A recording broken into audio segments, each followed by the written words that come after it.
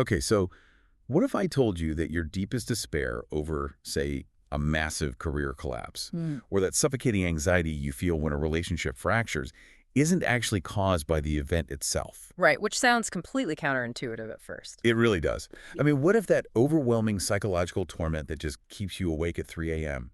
is largely an unconscious habit, like a biological and psychological reflex that this ancient blueprint we're looking at today claims you can actively, permanently uncouple yourself from? Yeah, and that is a massive claim. It's huge. So today on this deep dive, we are looking at a stack of notes centered on two very specific verses from ancient antiquity. We're talking about Shloka 6.22 and 6.23. And, this material doesn't just offer some mild theoretical comfort for a stressful Tuesday. No, it really doesn't. It outlines an actual structural mechanism for surviving a modern world that honestly often feels like it is engineered to completely break our minds. And the baseline reality established in the opening lines of this text is, I think, what makes it so incredibly relevant to you, the modern listener. Yeah, lay that out for us. Well, there is no utopian promise here. There's no magical thinking that suggests if you just, meditate correctly, your life is going to be smoothed out into this flat, frictionless plane. Right, like good vibes only. Exactly. None of that. The text operates on a stark, uncompromising admission, which is that you lived in an environment that absolutely guarantees turbulence. That word guarantees is heavy It is. because we spend so much of our daily energy trying to engineer our lives to prevent that exact turbulence. Like we buy the right insurance, we try to optimize our diets, we meticulously plan our career trajectories, Yeah, we try to control every variable. all with this underlying assumption that if we're just smart enough or careful enough, we can somehow outrun the instability. But the text just flat out says, no, the instability is a fundamental property of the system you inhabit. You can't outrun it. Which is terrifying, but also kind of liberating. I mean, look at the sheer volume of instability we process today compared to when these verses were first spoken. Right. The source material uses these timeless examples, right? Like aging bodies, the loss of loved ones, the shifting of fortunes. But then you lay that over our current reality. Markets crash with a single algorithmic error. Boom. Your retirement is gone. Exactly. Entire industries are rendered obsolete overnight by some new tech. And beyond our personal spheres, we are carrying the psychological weight of global anxieties, just streaming onto these glowing rectangles in our pockets every waking hour of the day. It's relentless. And the text doesn't offer a macroeconomic solution to the market, and it doesn't offer a way to prevent human aging. Right. It doesn't fix the world. Because the environment is inherently unstable, the only variable you actually have access to is your own internal architecture. And man, the architecture most of us are currently operating with usually defaults to one of two extremes when that turbulence actually hits. Yeah, we really only have two modern settings. Right. When the pressure gets too high, we either completely fragment and break down, like the anxiety takes a wheel, we spiral, and we just collapse under the sheer weight of it all. Or we swing to the exact opposite end of the spectrum. We numb out. We find the nearest psychological anesthetic. We scroll on social media for 4 hours. We consume whatever distraction is closest. We build these thick walls so we just don't have to feel the friction of the world anymore. And both of those, the breakdown and the numbing, they're just survival mechanisms. Right, like pulling your hand off a hot stove. Exactly. When you touch a hot stove, your hand pulls back involuntarily. When the psychological environment becomes overwhelming, your mind attempts to pull back through distraction, or it simply short-circuits into a breakdown. But the argument presented in these verses is that these are fundamentally primitive, deeply flawed strategies. They leave you completely at the mercy of the next storm.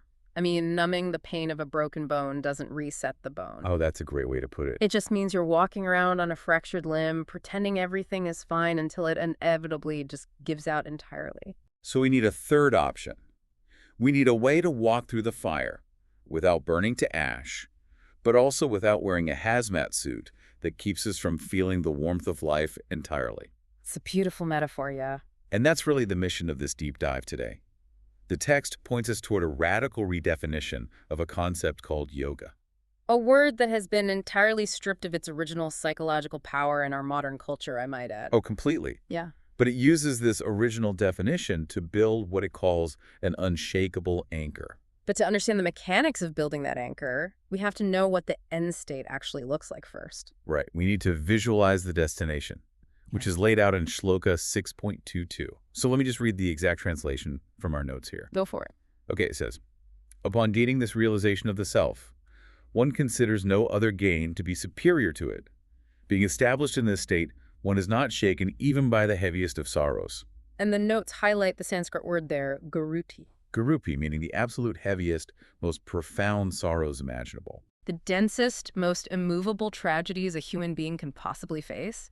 The kind that fundamentally altered the entire trajectory of a life. Okay, hold on though. Not shaken by the heaviest of sorrows. Mm-hmm. Let's pause right here because, I mean, if my house burns to the ground, or if I lose a child, or if my entire life's work is publicly destroyed, and I am not shaken. I know where you're going with this. Like, I'm not enlightened at that point. I'm a sociopath. I am profoundly disconnected from my own humanity. When I read this initially, it just sounds like the text is dressing up emotional numbing in spiritual language. Which is a very common and very dangerous misinterpretation. Right. Because are we honestly supposed to aspire to become these unfeeling stone statues when tragedy rips our lives apart? No, absolutely not. If we interpret unshakable as unfeeling, we have completely misread the blueprint. Yeah. And we've just fallen right back into that trap of numbing we were just talking about. Okay, so unpack that for me. Because not shaken sounds pretty unfeeling. Well, the text does not advocate for clinical detachment. In fact, later clarifications in the source material explicitly state that in this realized state, you still feel the pain of the material world. So feelings are still there. The sensory and emotional input still registers, yes. The tears still happen. The difference lies in the structural integrity of where you process that pain. Okay, I need a visual for that. Consider the physical mechanics of the ocean. Okay, the ocean. Let's picture it during a massive Category 5 hurricane. Perfect. So the surface of the ocean in that hurricane is absolute bedlam. Right, 50-foot waves, wind howling. The wind is tearing the water apart, waves are cresting, marine life is getting thrown around, the turbulence is violent, and it is very real. The ocean is undoubtedly experiencing the hurricane. We can't say the ocean is numb to the storm. Exactly. But if you were to submerge and travel down 200, 500, 1,000 feet, the physics of the environment change entirely. Oh, because down in the deep, it's completely calm? In the benthic zones, the water is virtually motionless. It's silent. It is profoundly still. Now, the deep ocean isn't ignoring the storm. It isn't in denial about the hurricane happening above. The hurricane is still happening to the ocean. Yes, but the core depths are structurally immune to this surface chaos. Okay, that makes so much sense. So the surface of the water is our physiological and emotional reality. Precisely. When the heavy sorrow hits, the grupi, our surface is going to churn violently. The tears are going to fall. The grief is going to physically ache in our chest. Our autonomic nervous system is going to completely react. You will feel it. The text isn't demanding that we don't cry. It's revealing that we are not solely comprised of the surface water. Yes, beneath that churning emotional response, there's a depth of consciousness that the storm simply does not have the reach to disturb. So it's the difference between identifying exclusively as the waves versus identifying as the entire body of water. If you believe you are only the surface, a hurricane is an existential threat. You will be entirely consumed by it. Because there's nowhere else for you to be. Exactly. But when the text talks about being established in this state, it means your center of gravity has shifted downward. You allow the grief to happen on the surface. You feel it fully and deeply, but it doesn't uproot your foundation because your anchor is resting in the deep water. That is the unshakable nature it's talking about. Right. Not a lack of feeling, but a presence of depth. I love that. But, you know, the verse makes an incredibly audacious claim in its first half, though. It says, upon gaining this, one considers no other gain to be superior to it. No other gain, period. That is a massive indictment of how 99% of us live our lives today. It really is. Because from the time we're kids, we are conditioned to measure our lives in external gains. We acquire the degree, we get the partner, we acquire the square footage, the stock portfolio, the social But status. surface-level metrics. And here is this text from antiquity, looking at the entirety of human ambition and casually stating that none of it, literally nothing you can put your hands on, is superior to this internal stabilization. Well, to grasp the logic behind that absolute claim, we have to audit the nature of the external gains you just listed. Okay, audit them how? What is the fundamental vulnerability of the degree, the partner, the square footage, and the portfolio? I mean, they can all disappear tomorrow. Every single one of them is contingent on the very environment that the text has already declared as fundamentally unstable. Oh, right. They belong to the surface of the ocean.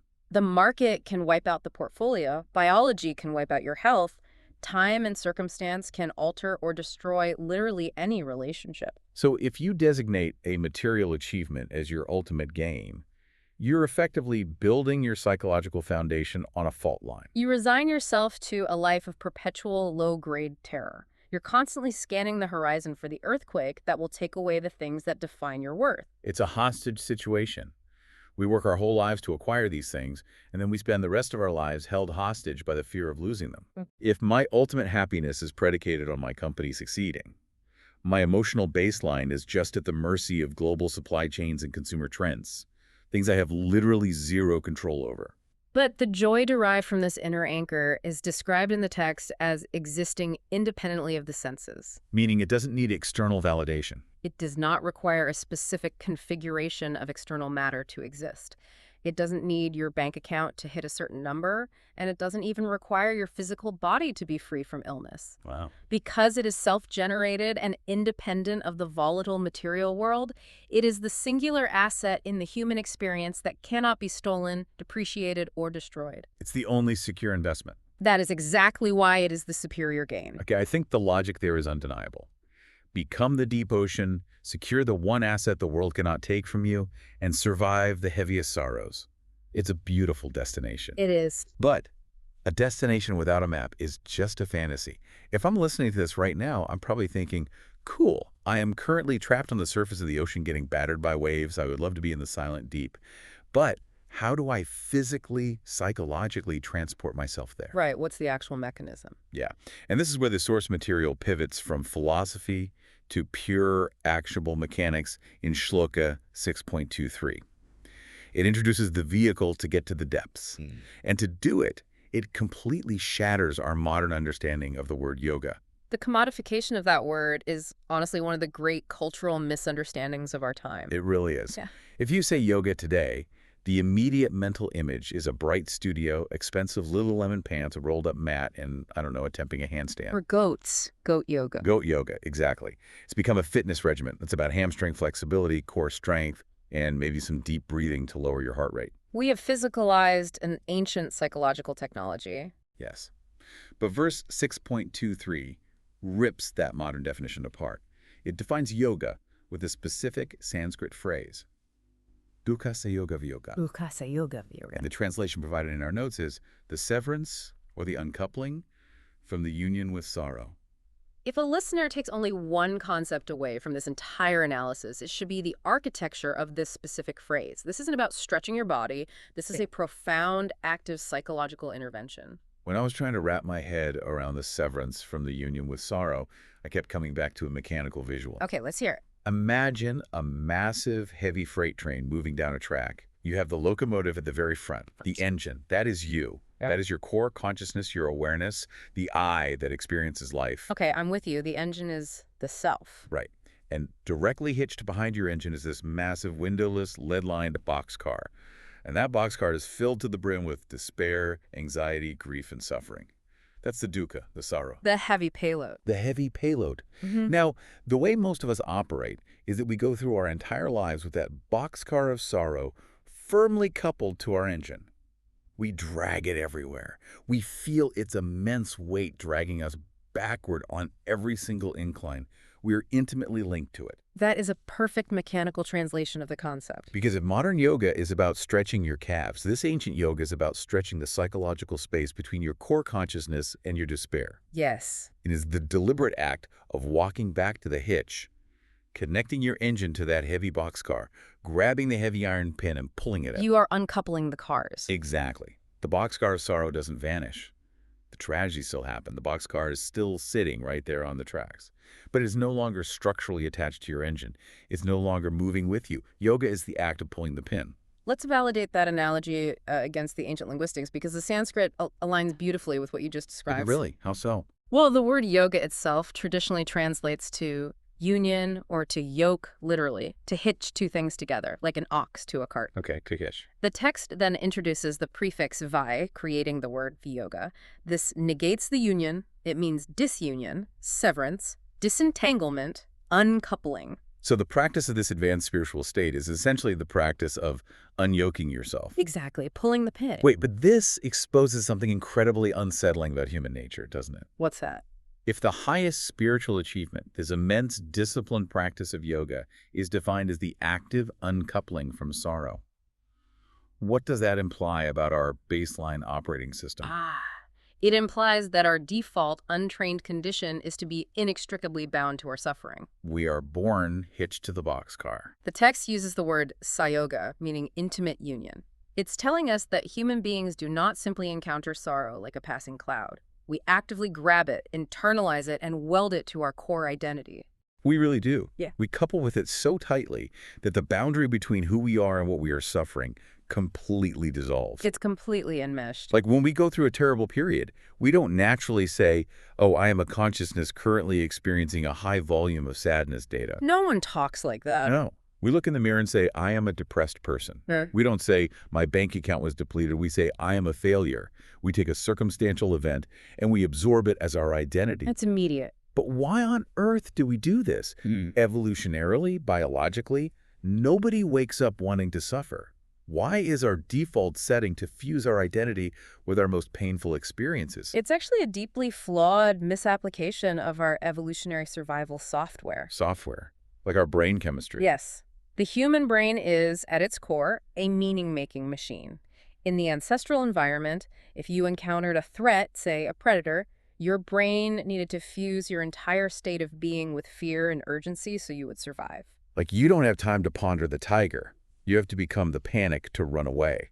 Exactly. The event and the emotion had to be identical for you to act fast enough. But in the modern world, the threats are mostly abstract.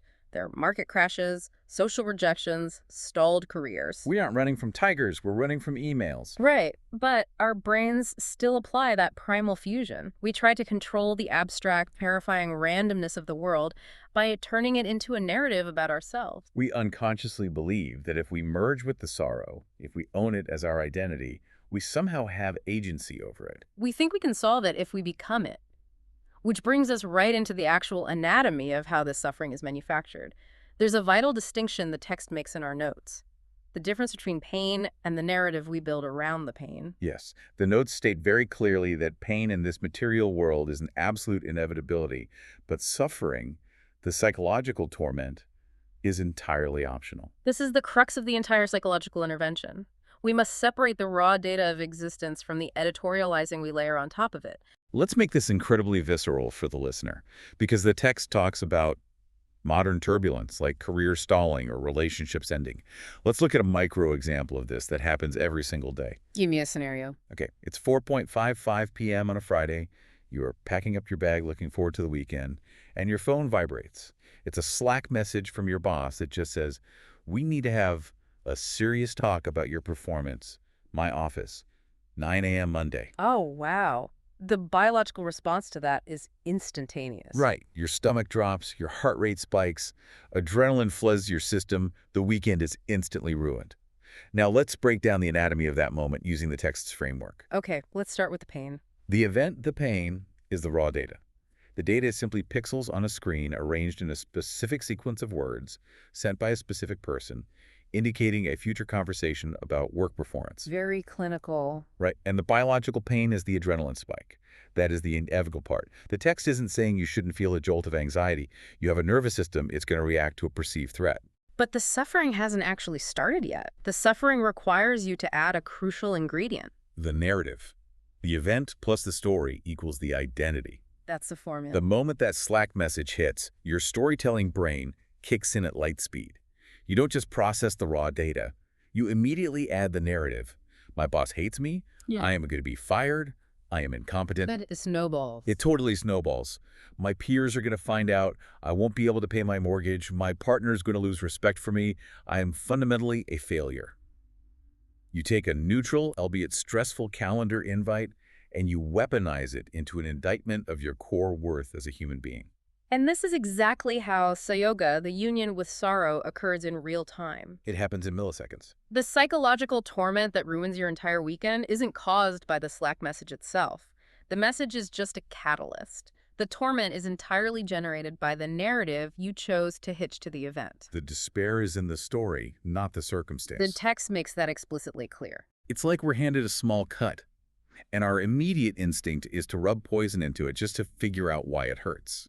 Or like looking at an X-ray, the pain is just the localized broken bone on the film. But the suffering is us looking at the X-ray and deciding that because the bone is broken, we are fundamentally flawed and will never walk again. Exactly. The profound realization of Shloka 6.23 is that you cannot control the Slack message. You can't. You cannot perfectly control the boss or the market or the external turbulence. The goal of yoga, the Viyoga, is to intervene at the plus sign in your equation. Event plus story. You insert a wedge right there at the plus. You allow the event to happen, you feel the raw biological data, but you violently refuse to let the story attach to it. You pull the pin. You say, I see the boxcar of potential unemployment and failure over there on the tracks. It is scary, but I am not going to hitch it to my engine today. Precisely. Now, understanding this on a deep dive, sitting in the typewriter of your car or your living room, is intellectually satisfying. It makes perfect logical sense. Oh, it's so easy to be enlightened when you're just listening to audio. Like, yes, of course, I am not my job. I am not my anxiety. I am the deep ocean. We all feel very wise right now. We do. But let's be fiercely honest. When that Slack message actually hits your phone, or when the doctor walks into the room with a somber look on their face, logic evaporates. It completely goes out the window. The amygdala, which is the brain's threat detection center, hijacks the entire nervous system. The event and the story fuse together as if they were welded by lightning. So in the heat of the moment, how do we actually pull the pin? That is the ultimate question. Because if our plan is to just read these verses and wait for a massive life crisis to test our new uncoupling skills, we're going to fail spectacularly. The boxcar is going to run us over. Which is exactly why ancient contemplative traditions do not tell you to prepare for the hurricane by waiting for the hurricane. They give you a training ground. They do. The text provides a rigorous daily training ground. It explicitly instructs the practitioner to negotiate this today. Do not wait for the guropi, the heavy sorrow. You have to practice the uncoupling on the micro-turbulences of daily life, the small storms. Yeah. Now, our notes list examples for this, like being cut off in traffic or receiving a passive-aggressive email. And I have to admit, when I first read that, I felt a bit underwhelmed. It sounds a bit mundane, doesn't it? Very mundane. We're talking about realizing our ultimate immortal self, achieving the highest possible spiritual gain, becoming an unshakable mountain. And the text wants me to practice on a guy who didn't use his turn signal on the highway. It feels incredibly trivial. Right. Why waste our spiritual energy on minor irritations? Shouldn't we be doing, like, intense meditation retreats to prepare for the big stuff? It only seems trivial until you understand the neurobiology of habit formation. The mechanism by which your brain fuses your identity with the anger of being cut off in traffic is the exact same neural pathway by which it will fuse your identity with the despair of a terminal diagnosis or financial ruin. Oh, well. It's the same pathway. The pathway doesn't change, only the volume of the stimulus changes. So it's about muscle memory. It's exactly like physical training. If the ultimate goal is to deadlift a 400-pound weight, which represents the heavy sorrow, you would never walk into a gym on your first day and attempt to lift it. No, your spine would snap. You begin with 20 pounds. You begin with the empty bar. You have to condition the muscle tissue, the central nervous system, and your structural alignment over thousands of minor repetitive lifts before you can safely handle the massive load. So psychological resilience is built identically. Identically. The guy cutting you off in traffic is the 20-pound weight. The frustrating email is the empty bar. If you lack the psychological strength to prevent a frustrating email from hijacking your identity and ruining your morning, you possess zero structural integrity to withstand a true tragedy. You will collapse. That reframes the daily annoyances completely for me. They aren't just irritations anymore. They are the gym. They are free reps. Every time the Wi-Fi drops, every time a toddler throws a tantrum, every time the coffee order is wrong, it is a free repetition to practice pulling the pin. So what is the actual technique? Let's take the traffic example. Someone swerves into your lane, you slam on the brakes, your heart rate hits 120, the rage is boiling up into your throat. In that exact fraction of a second, what is the practice? The text provides a mechanism that modern clinical psychology now refers to as cognitive diffusion. It gives you a literal internal script. Okay, what's the script? When the event happens and the biological spike occurs, notice your instinct to merge with the anger. Notice the impulse to say, I am furious. And consciously, deliberately force your internal monologue to state, I observe this frustration, but it is not me. I observe this frustration, but it is not me. Let's dissect the absolute genius of that phrasing because it is doing so much heavy lifting neurologically. Break it down. When you get cut off, your amygdala is screaming, threat, fight, and your automatic thought is, I am angry. You have become the emotion. You are fused with it. The emotion is the entirety of your conscious landscape. There is no separation. But the moment you exert the mental effort to say, I observe this frustration, you force the prefrontal cortex, the logical advanced part of your brain, to come online. And you fundamentally alter the geometry of your consciousness. Yes. You introduce a subject-object relationship. By definition, if you are the entity observing the frustration, you cannot be the frustration. That cannot see itself. Exactly. The observer is distinct from the object being observed. You have just pulled the pin on the train cars. You are the engine, the silent, witnessing awareness, looking back at the boxcar of rage. You've created a psychological gap. You're saying, I see you, frustration.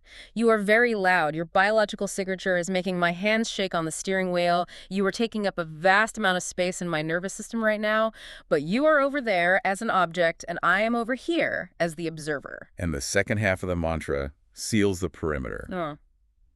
But it is not me. You explicitly reject the identity merger. This is crucial. And notice what the text is not telling you to do. It isn't telling you to take deep breaths and chant, I am peaceful, I am serene, while someone almost runs you off the road. No, that is toxic positivity. That is delusion. You are absolutely feeling the physiological reality of the anger. You are fully experiencing the pain of the small storm. But by saying, it is not me, you are actively preventing the event from turning into the story. You are severing the narrative. You don't build the story of, everyone is out to get me, the city is awful, my life is a constant battle. The anger simply arises, exists as a temporary biological phenomenon, and because it is not being fed by a narrative, it eventually dissipates. Like a wave cresting and then flattening out into the deep ocean. It is an incredibly elegant defense system. But I have to bring us back to the reality of the human condition here. Okay, lay it on me. I can memorize the mantra. I can commit to practicing on the 20-pound weights in traffic. But I am going to fail. We are all going to fail. Of course we are. There are going to be days where I am tired or hungry or deeply stressed, and that Slack message is going to hit. And I am not going to observe the frustration. I'm going to dive headfirst into the boxcar of despair and weld the doors shut from the inside. It happens to the best of us. And there are going to be days where the gurubi, the heavy sorrow, hits with such violence that it reaches all the way down to the ocean floor and churns up the sand. Because we are flawed biological creatures. So what happens when the anchor drags? This is where the ancient wisdom reveals its profound compassion and its really deep understanding of human frailty. It anticipates this exact failure. It knows we're going to mess up. It absolutely does. And it addresses it in the final and perhaps most vital instruction found in the second half of Shloka 6.23. It commands us to practice this yoga, this daily uncoupling with an untiring mind. An untiring mind. The specific Sanskrit term used is anirvinchetasa. Anirvijitasa. Our notes translate this beautifully as a mind free from despair, free from depression, and free from the exhaustion of self-judgment. The text bakes the acknowledgement of failure right into the instruction. It knows you will falter. It knows the sorrow will occasionally overwhelm your defenses. But it gives this paramount directive. Right. When you fail, you must not become frustrated with your lack of progress. You must practice with a gentle, undespairing determination. Which introduces a massive psychological paradox for the modern listener. How so? Well, our notes point out that the text demands absolute ironclad determination, like firm resolve, to practice this uncoupling. Yet in the exact same breath, it forbids you from getting upset with yourself when you fail at it. Right. How do you reconcile those two things? Because in our modern hyper-competitive culture, determination is inextricably linked to self-punishment. We rely on a deeply toxic motivational architecture. We really do. We treat our internal lives like a 1980s Wall Street trading floor. We believe that the only way to improve, the only way to show true determination, is to scream at ourselves when we fall short. The hustle culture mentality. Exactly. Yeah. It dictates that if I fail, I need to ruthlessly criticize myself so I'm properly motivated to do better next time. We use guilt and shame as the fuel for our progress Letting go of that self-punishing mechanism is terrifying for most people. because we think we'll just give up. We unconsciously believe that if we stop beating ourselves up, we will become lazy, complacent, and never achieve anything. We think the inner tyrant is the only thing keeping us in line. But the text warns us that this inner tyrant is the ultimate trap in the practice of yoga. Let's trace the logic of what happens when you use self-punishment in this specific context. You are attempting to uncouple from sorrow. You experience a moment of weakness and you get dragged into a spiral of anxiety. You realize you failed. Okay. If your response is to then get angry at yourself, to feel shame that your practice is weak, to despair that you will never reach enlightenment, what have you just done? Oh, this is devastating. You've just recursively manufactured a brand new layer of suffering. You failed to detach from the first boxcar, and your response is to immediately hitch a second, heavier boxcar labeled, I am a spiritual failure, right behind it. You are literally generating the exact psychological torment you are actively trying to escape. Getting mad at yourself for getting mad is the ultimate recursive union with sorrow. It is a closed loop of despair. Wow. That is why the demand for anirvanta chitahasa, the undespairing mind, is non-negotiable. It's the only way to cut the loop. So what does determination actually look like without the inner tyrant? If we strip away the self-flagellation, what is left? I think the best way to visualize this gentle determination is to look at how a master craftsman or a virtuoso musician practices. Okay, a musician. Imagine someone learning an incredibly complex, fast-paced piano sonata. When you're pushing the boundaries of your ability, you're going to hit a wrong key.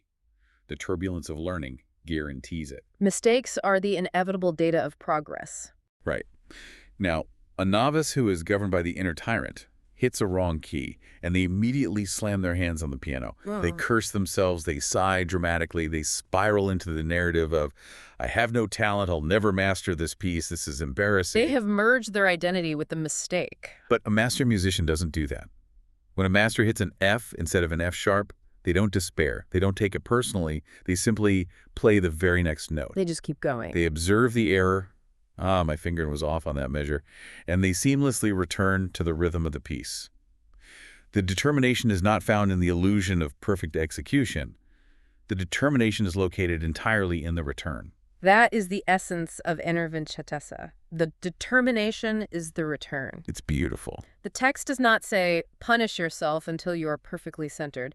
It says, simply return to your center. It is a quiet, deeply disciplined, emotionally neutral pivot back to the anchor. And this brings us all the way back to the opening line of our source notes today, which states, the rhythm of our daily meeting is in itself a practice of discipline. It's a daily rhythm. The discipline of yoga, the discipline of emotional resilience, isn't about achieving a permanent static state of angelic serenity where you never feel anger or fear again. That is a myth. A very pervasive myth. The true discipline is the rhythm of returning.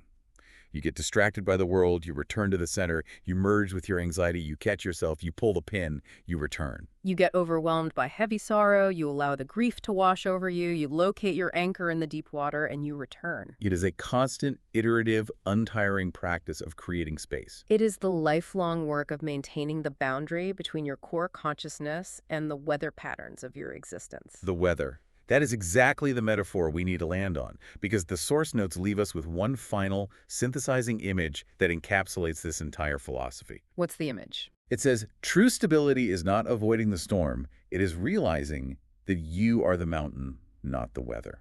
That is a stunning summation. Because as modern people, we spend vast amounts of our energy trying to be the meteorologists of our own lives. We really do? We're constantly trying to read the radar, trying to predict when the next storm will hit, trying to run away from the rain, or trying to artificially seed the clouds to force a sunny day. We operate under the delusion that stability means a permanent forecast of clear skies.